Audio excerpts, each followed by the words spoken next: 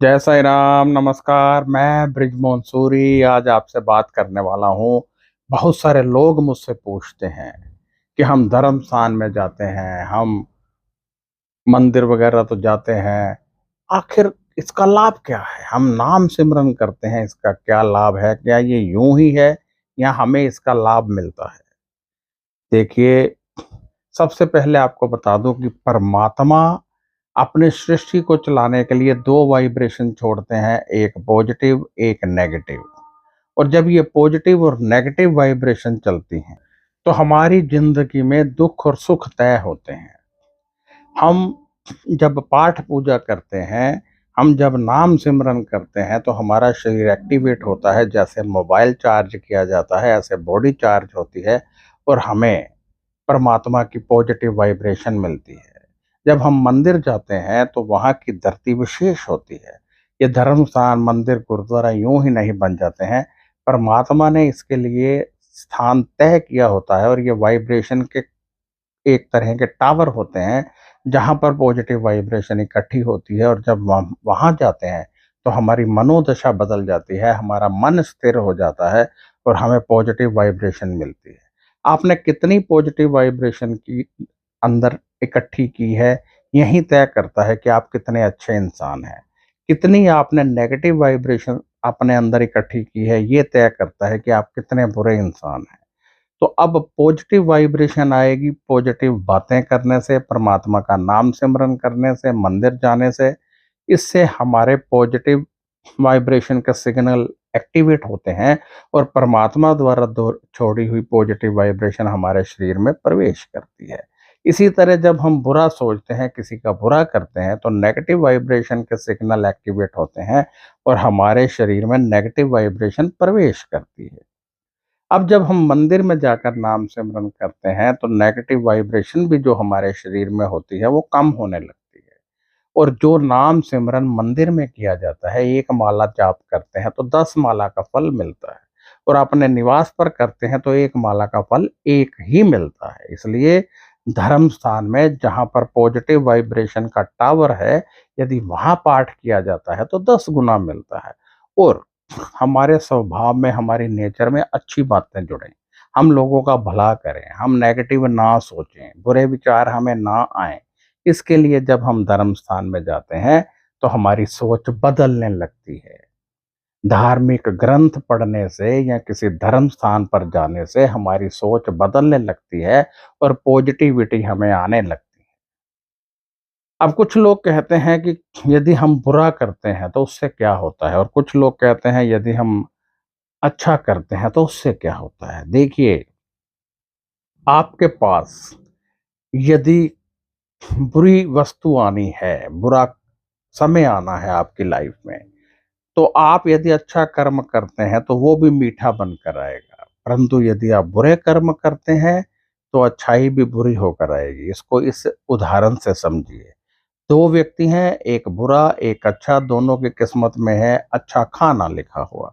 बुरे व्यक्ति को वह खाना मिलेगा क्रिया आदि में, जहां पर सब रो रहे होंगे और उसको उसका स्वाद नहीं आएगा। वहीं खाना अच्छे व्यक्ति को मिलेगा किसी शादी विवाह में, समारोह में, या जहाँ यज्ञ हो रहा है, जहाँ माहौल बहुत अच्छा है और खाने का स्वाद अपने आप बदल जाएगा।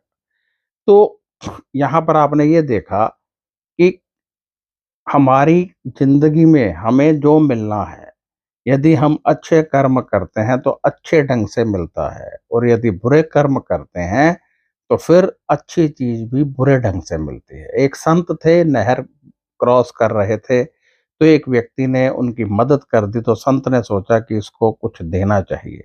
हाथ धोने के लिए वो अंदर जाने वाले थे, उन्होंने घोड़ा उस व्यक्ति को पकड़ाया और हाथ धोकर जब निकले तो 200 रुपये उन्होंने निकाला, सोचा इस व्यक्ति को दूंगा, परंतु वो व्यक्ति वहां पर नहीं था।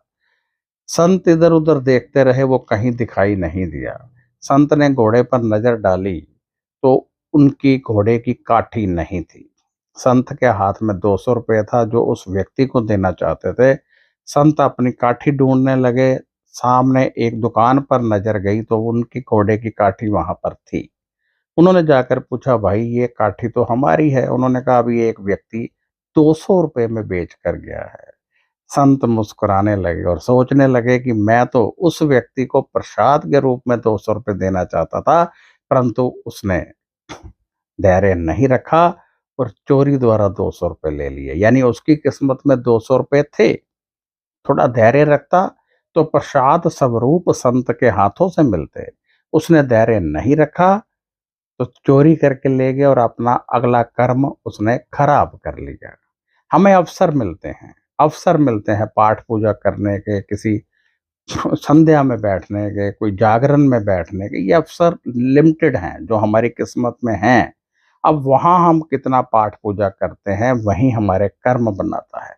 जो अवसर मिला वो पिछले कर्मों से मिला, लेकिन उस अवसर में हमने कितना कर्म किया। यानी हम 2 घंटे पाठ पूजा किसी संध्या में, किसी जागरण में बैठे, वहाँ ऊल जुलूल बातें की, इधर उधर देखा, बुरे विचार मन में आए या पाठ में मगन रहे, तो वही कर्म बनेंगे, या तो अच्छे या बुरे। इसलिए जो अवसर हमें मिले हैं, जो किस्मत में लिखे हुए हैं, उन्हें अच्छे ढंग से, अच्छे तरीके से रखिए। अब यहाँ मैं आपको ये बताना चाहता हूँ कि हमारी किस्मत में जो लिखा है वो हमें मिलना है, लेकिन परमात्मा ऑप्शन देता है। 1 लाख रुपए यदि आपको मिलने वाले हैं तो परमात्मा बुरे तरीके से भी वो 1 लाख देने की कोशिश करेगा। अब आपका धैर्य, आपका विवेक कितना है कि आप वो बुरे तरीके से ले लेते हैं या इंतजार करते हैं कि परमात्मा आपको अच्छे तरीके से दे। यदि आप बुरे तरीके से नहीं लेंगे तो वही राशि आपको अच्छे तरीके से मिलेगी और आपके कर्म भी अच्छे बनेंगे, और वो जो राशि अच्छे तरीके से मिलेगी वो आपको सुख देगी। वरना जो राशि आपको बुरे तरीके से मिली है वो सुख नहीं देगी। लोग कहते हैं हमारे पास इतना धन होता है, चोरी क्यों होता है? अरे भाई, जब परमात्मा हमारे माँ बाप हैं, तो जैसे हम अपने बच्चों के लिए कुछ धन सुरक्षित रखते हैं, ऐसे परमात्मा को पता है कि किस व्यक्ति को कब क्या दुख आना है। परमात्मा उसी हिसाब से उसको कुछ धन दे देता है ताकि दुख के समय वह व्यक्ति उस धन को खर्च कर सके। परंतु जब आप पाठ पूजा करके अपना भाग्य बदल लेते हैं और वो दुख समाप्त हो जाता है। अब सोच लीजिए किसी व्यक्ति की टांग टूटनी है और परमात्मा ने उसको 1 लाख रुपए दे रखा है ताकि टांग टूटे तो वो 1 लाख रुपए उस पर खर्च कर सके। अब उसके अच्छे कर्मों से यदि टांग टूटना कैंसिल हो गया तो 1 लाख रुपए परमात्मा वापस लेगा। अब आप यूं तो देंगे नहीं, फिर वो 1 लाख या तो चोरी होगा या घाटा पड़ेगा। इसीलिए हमें घाटा पड़ता है, इसीलिए हम जो पैसा है चोरी होता है। वरना परमात्मा ने दिया तो चोरी क्यों होगा? क्योंकि वो हमारी किस्मत का नहीं होता है। जिस कार्य के लिए मिला होता है वो कार्य टल जाता है और पैसा हमें वापस करना होता है। इसीलिए कहते हैं कि जब कोई गरीब दवा मांगने आए तो उसको दे दीजिए दवा, क्योंकि हो सकता है आपने जो दवा खानी है उसमें कटौती हो जाए। दवा में कटौती होगी तो इसका मतलब रोग में कटौती होगी, रोग में कटौती हुई तो आप बच गए। अब किसी को दे देंगे तो आपका अपने रोग में छुटकारा मिलेगा। इसलिए जितना दान पुण्य किया जाता है, जितना पाठ पूजा किया जाता है, जितना दूसरों के करीब आया जा सकता है, आइए, दूसरों की मदद कीजिए, दान पुण्य कीजिए, पाठ पूजा कीजिए, नाम सिमरन कीजिए, क्योंकि ये वही चीजें हैं जो आपको सुख देंगी। जितना नाम सिमरन करेंगे, परमात्मा के ग्रंथ पढ़ेंगे, धार्मिक स्थानों पर जाएंगे, आपके विचार उतने ही उच्च कोटि के होते जाएंगे और आप जिंदगी में आगे बढ़ेंगे। जय श्री राम, जय श्री राम, जय जय श्री राम।